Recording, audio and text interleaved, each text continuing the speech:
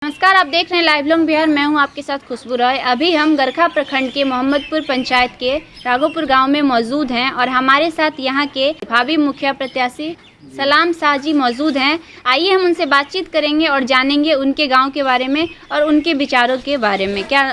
नमस्कार मुखिया जी और जो होने वाले मुखिया जी। तो सबसे पहले तो हम आपसे ये जानना चाहेंगे कि आप इस बार के भावी प्रत्याशी हैं, कहीं ना कहीं आप अपने पंचायत की जिम्मेवारी उठाने जा रहे हैं, तो अब मुखिया बनने का मुख्य उद्देश्य क्या है आपका? पहले तो हम आपके जो लॉन्ग लाइव है चैनल है, आपको और जितने आपके दर्शक हैं, अपने दिल के अथाह गहराइयों से आप लोगों को हार्दिक अभिनंदन करता हूं और धन्यवाद करता हूं कि आप लोग बहुत अच्छा स्टोरी कर रहे हैं। मेरे गांव में भी आप लोग आएँ, अपने गांव की तरफ से आपको बहुत बहुत हार्दिक अभिनंदन है। मुखिया के देखिए, मेन अपना इंडिया में जितने प्रतिनिधि हैं उनका सबसे पहला जो है सो कदम अपने पंचायत का जो प्रतिनिधि होते हैं मुखिया, कि अपना गांव का प्रतिनिधित्व करता है। उनका उद्देश्य यही होता है कि अपना गांव, अपना पंचायत हर सेक्टर में विकास करे, बिजली के सेक्टर में, हेल्थ के सेक्टर में, एजुकेशन के सेक्टर में।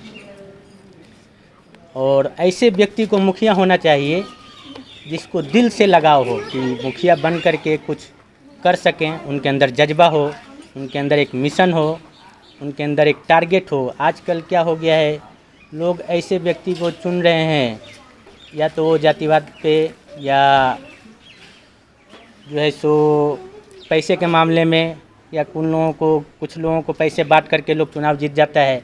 तो मेरा कहना यही है कि ऐसे व्यक्ति को चुनिए, ऐसे व्यक्ति को चुनिए जो हर हाल में समाज का, पंचायत का, हर सेक्टर में विकास के प्रति दृढ़ निश्चय लेकर के फैसला किया हो और मेहनती हो, शिक्षित हो और सबसे पहले ईमानदार हो, होनेस्ट हो। और बहुत तरीके का मुखिया के ऊपर जिम्मेदारी होता है, हम समझ रहे हैं इस बात को।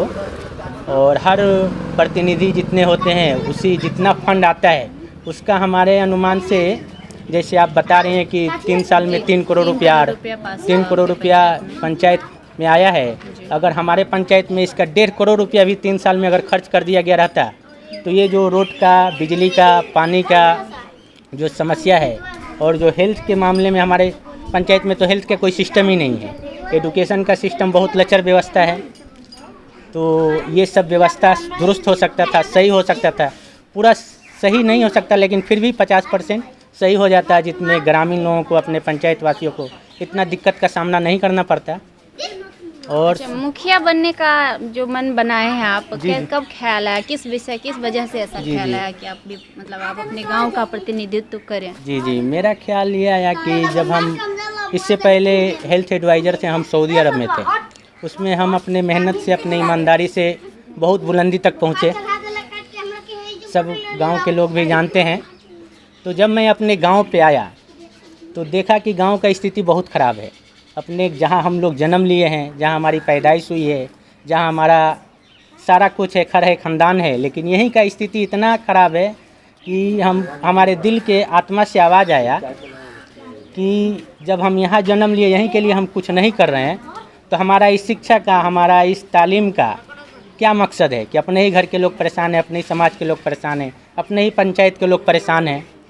तो मैं दृढ़ निश्चय लेकर के फैसला किया और कुछ लोगों को, जो हमारे साथी संगति, जो दोस्त फ्रेंड्स हैं, सब लोगों से राय मशवरा लिया कि हम इस फील्ड में आना चाहते हैं, अपने पंचायत को एक मिशन लेके चल रहे हैं कि अपने पंचायत को आदर्श पंचायत बनाना है। उस पर हम बहुत तरीके का सामाजिक काम कर रहे हैं, अपने स्तर से जितना हो सकता है। कोरोना के मामले में वैक्सीन कैंप लगाना हुआ, हेल्थ के मामले में मेडिसिन बंटवाना हुआ या मेडिकल कैंप लगवाना हुआ, ये सब अपने स्तर से हम कर रहे हैं। लेकिन जब हमको ये पोस्ट मिलेगा, और ये पोस्ट हमको ज़रूरत नहीं है, ये आवाम, ये जनता का ज़रूरत है, हमको इसका लोभ लालच नहीं है। हमको ये लालच है कि हमारा पंचायत का जितने लोग हैं वो विकास करें, वो लेने वाला नहीं, देने वाला बने। किसी से 500, 1000 या 500 रुपये ले करके अपने बहुमूल्य कीमती वोट का उसको दुरुपयोग नहीं करें, उसका कीमत समझे कि आप किसी को मुखिया बनाते हैं, आप किसी को एमएलए एमपी प्रधानमंत्री तक बनाते हैं, तो उस जो बहुमूल्य कीमती वोट है उसका कीमत समझिए और सही जगह सही हाथों में इस्तेमाल कीजिए। अच्छा, आपको क्या लगता है आपके गांव का कौन सा पक्ष बहुत कमजोर है? कौन सी ऐसी व्यवस्था है जो लचर है जिस पे आपका ध्यान आकृष्ट हुआ हो? मेरे समझ से तो बहुत ज़्यादा एडुकेशन के मामले में हमारा पंचायत बहुत पिछड़ा है। तो हमारा सबसे फर्स्ट प्रायोरिटी, हमारा सबसे पहला उद्देश्य यही है कि एडुकेशन के मामले में बहुत तरीके का आदमी जो नहीं हुआ है वो करेगा। अच्छा, कैसे सुधार करेंगे आप इस व्यवस्था को? अगर आप सपोज डेट जनता आपको चुनती है और आप बन जाते हैं, जी जी। तो उस कंडीशन में कैसे इस व्यवस्था को आप कैसे सुधार करेंगे? हमारा एक मिशन है, जैसे हमारे ही गांव में बहुत ऐसे ग्रेजुएट पीपल हैं, पढ़े लिखे बच्चे हैं, जिनको हम लोग एक टीम गठन करेंगे। उनको अपने पंचायत में बहुत तरीके का फंड आ रहा है, उसको उनके ऊपर खर्च करके एक टीम बनाएंगे कि हर वार्ड में एक टीम बनेगा, जहाँ पे उन बच्चे को वहीं पे सैलरी दिया जाएगा कुछ पैसे का, तो उनको रोज़गार भी मिल जाए। स्टूडेंट क्रेडिट के कार्ड के माध्यम से हम लोग उनको प्रोत्साहन करेंगे कि जैसे यूपीएससी हो गया, बीपीएससी हो गया, या नीट हो गया, या नेट हो गया, या जनरल हो गया, इस चीज़ के बच्चे तैयारी करें। या डिफेंस का हो गया, अपने ही जो 8 के बाद से 10th के बाद से जो तैयारी स्टार्ट हो जाता है, इस पर वो लोग तैयारी करें और अपने गांव में जो उनका लक्ष्य है वो लक्ष्य प्राप्त करें और पढ़ लिख करके अपने गांव में कुछ सहयोग करें, जिससे अपना गांव का नाम और अपना नाम वो बुलंदी तक पहुंचाए। मेरा मिशन ये है कि जो पढ़े लिखे बच्चे हैं उनको, और बहुत तरीके का बेरोज़गारी भत्ता होता है जो केंद्रीय गवर्नमेंट भी देती है और स्टेट गवर्नमेंट भी देती है। हम लोग प्रयास करेंगे उनको बेरोज़गारी भत्ता भी मिले। जितने अपने पंचायत में लोग हैं पढ़े लिखे हैं, उनको बहुत मतलब स्थिति ख़राब है, नौकरी नहीं है, तो उनको बेरोज़गारी भत्ता मिले। कुछ हम जीत जाते हैं तो बहुत ऐसा फंड है जो उन पर हम खर्च करेंगे। इस माध्यम से वो बच्चे को एकत्रित करके वो पढ़ाएं, एंट्रेंस एग्ज़ाम के लिए तैयारी करवाएं, तो वो अपना लक्ष्य प्राप्त करें और अपना पंचायत का विकास कहा करें। जाता है कि पहले जितने भी रहते हैं मुखिया प्रत्याशी पहले बोलते हैं कि हम बहुत काम करेंगे, और जब बन जाते हैं तो बदल जाते हैं। इस बारे में आप क्या कहना चाहते तो मेरा कहना यही है कि जनता को भी जागरूक होना पड़ेगा। जैसे हमारे अंदर कैपेबिलिटी ये है कि हम इस लायक हैं, तो जनता को भी अपने लायक समझना पड़ेगा कि हम कैसे व्यक्ति को चुनें।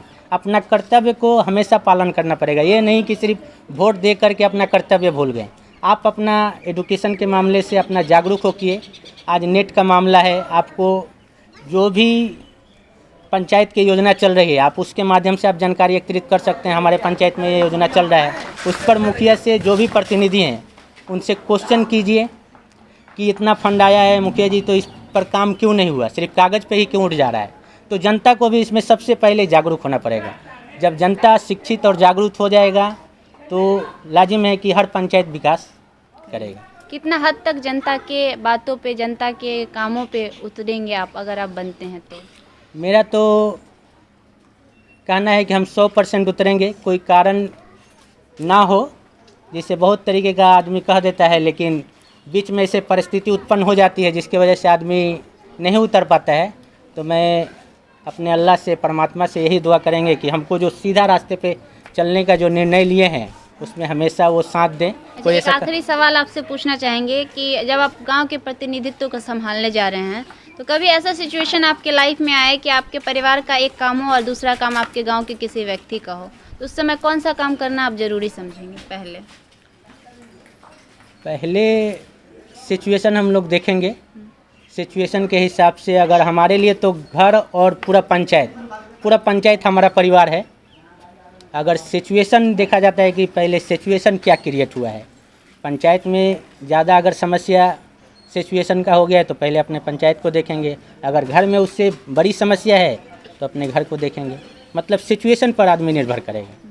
मतलब पंचायत में अगर समस्या आई तो अगर सपोज दैट कभी ऐसा भी परिस्थिति आ सकता है कि कभी कभी होता है कि प्रतिनिधित्व को उनके घर के खिलाफ जाना पड़ता है गांव के लिए, समाज के लिए। बिल्कुल, उस स्थिति में आप क्या करें? हम इस ऐसे आपका पूरा बात को हम मुकम्मल कर देते हैं। जैसे मान लीजिए मेरे ही भाई या मेरा बाप या मेरे घर के आपको मना करेंगे, उस समय मना करेंगे। अगर मुझे पता है कि ये रास्ता सही है, सही रास्ते पे हम चल रहे हैं, लेकिन मेरा भाई या मेरा पापा कोई भी सपोज दैट हुआ कि उनका राय नहीं है, लेकिन मुझे पता है ये सही काम है, तो हम सही काम के लिए अपने पंचायत की तरफ जाएंगे।